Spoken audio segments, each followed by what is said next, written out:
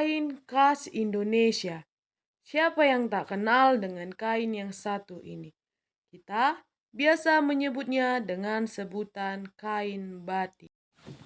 Definisi batik. Batik adalah kain yang dilukis dengan cairan lilin malam menggunakan alat bernama canting. Sehingga di atas kain tersebut terdapat lukisan bernilai seni tinggi. Sejarah batik. Awal mula batik masuk ke Indonesia. Sejarah batik sebenarnya versinya bermacam-macam. Ada yang bilang katanya batik masuk ke Indonesia dibawa sama pedagang India sekitar abad ke-17. Tapi ada juga yang bilang katanya batik itu sebenarnya sudah ada di Indonesia semenjak abad ke-8 Masehi. Ini dibuktikan dari motif serupa batik yang ada di relief Candi Borobudur. Dengan begitu, dapat dikatakan jika batik sebenarnya sudah ada di Indonesia sejak dulu dan tidak berasal dari India. Meski begitu, awal mula keberadaan batik di Indonesia masihlah menjadi tanda tanya. Batik sudah ada sejak zaman Majapahit dan sangat populer sampai saat ini.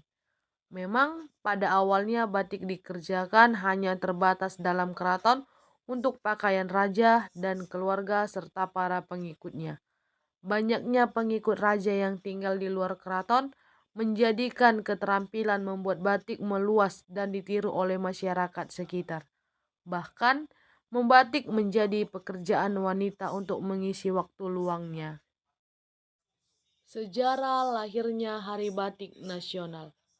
UNESCO telah memberikan pengakuan internasional terhadap batik sejak 2 Oktober 2009 sebagai budaya tak benda warisan manusia.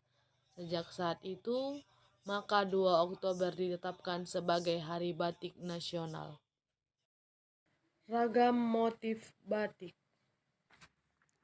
Yang pertama yaitu motif batik kipas. Ini terlihat pada rok yang saya kenakan. Motif kipas ini melambangkan gelar bangsawan bagi si pemakainya.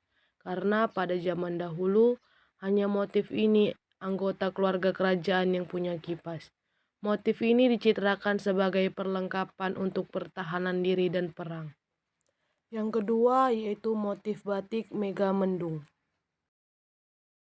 Yang ketiga yaitu motif batik Prada. Bahan membatik. Bahan batik yang pertama adalah kain. Kain ini bisa berupa kain mori, belako, primisima, berkulin, biru, dan kain sutra. Bahan yang kedua adalah malam atau lilin.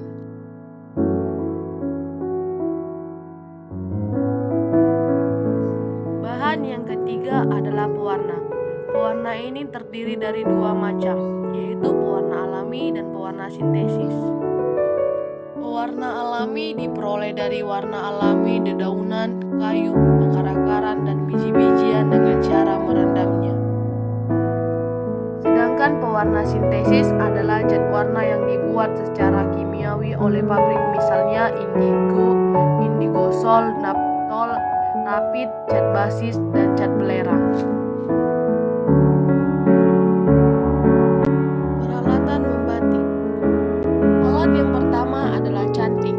Canting adalah alat untuk membatik yang berfungsi menampung lilin yang akan digunakan untuk menulis atau melukis cairan lilin.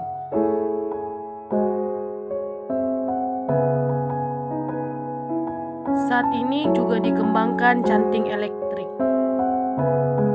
Alat yang kedua adalah wajan. Wajan ini digunakan untuk memanaskan lilin.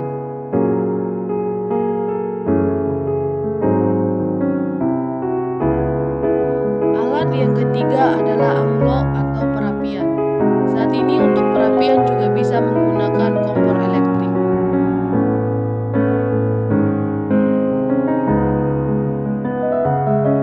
Alat yang keempat adalah gawangan.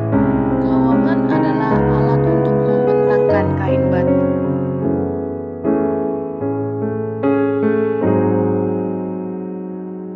Alat yang kelima adalah cawang. Cawang adalah alat untuk menjepit kain batik yang dibentangkan.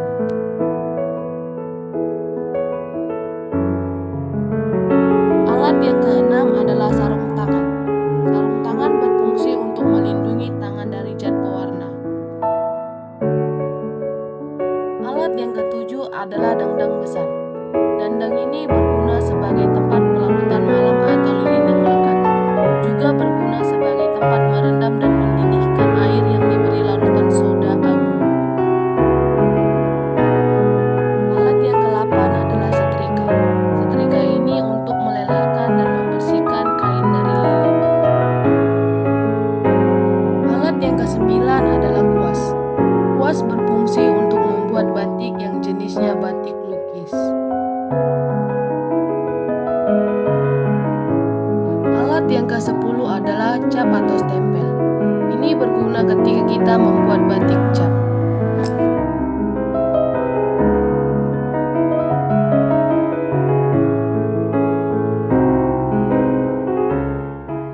Proses penciptaan batik. Tahap pertama adalah pencucian kain mori. Tahap pertama ini berguna untuk menghilangkan kanji. Dilanjutkan dengan pengloyoran agar kain menjadi lemas dan mempunyai daya serap terhadap zat warna lebih tinggi. Langkah berikutnya adalah nyorek atau mola, yaitu membuat pola di atas kain dengan cara meniru pola yang sudah ada. Bisa juga proses ini dilakukan dengan membuat pola di atas kain langsung dengan canting maupun dengan menggunakan pensil. Langkah berikutnya adalah membatik atau nyanting, adalah menorehkan malam batik ke kain mori yang dimulai dengan ngelowong. Ngelowong adalah menggambar garis luar, pola, dan isen-isen.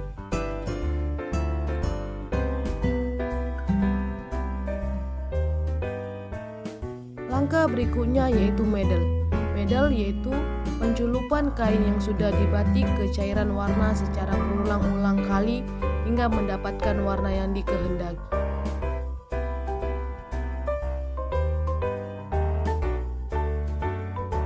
Langkah berikutnya adalah ngelorot.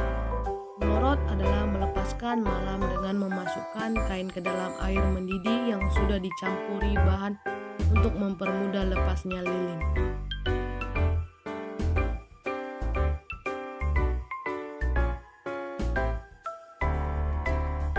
Langkah yang terakhir adalah membilas kain dengan air bersih, kemudian kain diangin-anginkan sampai kering.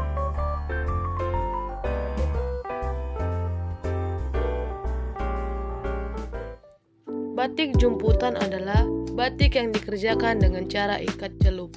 Diikat dengan tali, dicelup dengan warna. Batik ini tidak menggunakan malam, tetapi kainnya diikat atau dijahit dan dikerut dengan menggunakan tali. Teknik membuat batik jumputan. Alat dan bahan. Cara pembuatan.